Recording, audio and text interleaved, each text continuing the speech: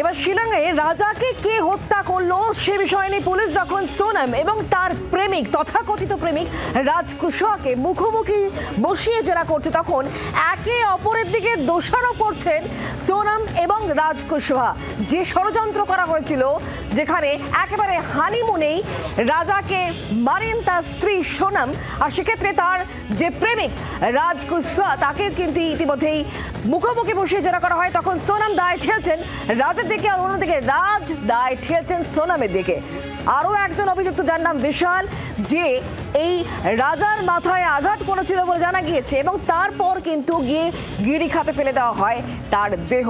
তবে কে ঠিক মেরেছিল, দুজনকে যখন মুখোমুখি বসিয়ে জেরা করা হচ্ছে পুলিশের তরফ থেকে, তখন কিন্তু রাজ সোনমের দিকে এবং সোনম রাজের দিকে দায় ঠেলে দিচ্ছে বলেই জানা যাচ্ছে। একে অপরকে দোষারোপ সোনম এবং রাজের। কে ঠিক মেরেছিল, কার ঠিক ষড়যন্ত্র ছিল, মূল মাস্টার মাইন্ড কে, সেই সমস্ত কিছু যখন জানার চেষ্টা করা হচ্ছে পুলিশের তরফ থেকে, তখন কিন্তু রাজ এবং সোনম দুজনে একে অপরের দিকে দায় ঠেলে দিচ্ছে। তুই করেছিস, পুলিশের সামনেই কিন্তু বলছেন রাজ।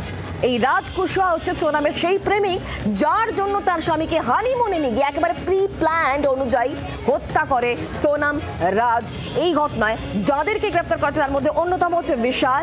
সেই নাকি রাজার মাথায় বাড়ি মেরেছিল এবং তারপরেই মৃত্যু হয় এবং তারপর গিরিখাতে ফেলে দেওয়া হয়।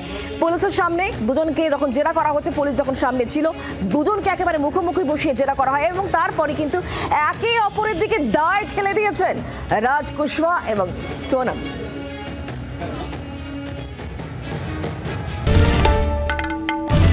বাংলার আওয়াজ, বাঙালির আবেগ, জি 24 ঘন্টা।